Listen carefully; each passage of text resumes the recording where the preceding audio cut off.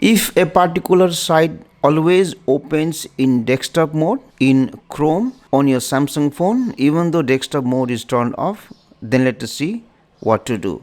For example, if I go to Chrome and if I open YouTube, then you can see it opens in desktop mode. But if I open another website, then the mobile site will be open. So what you do is, when you are in Chrome, tap on this three dotted icons here, go to settings here, go to this option site settings, scroll down and go to desktop site.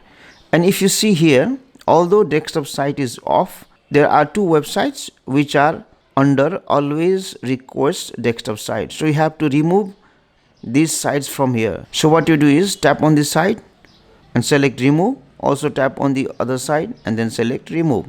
Now let me again go ahead and open YouTube from here.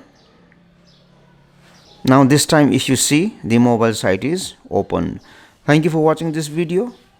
Please like, share and comment on the video if you found it helpful. Also click on the subscribe button and hit on the bell icon to get the notification of our latest videos for free.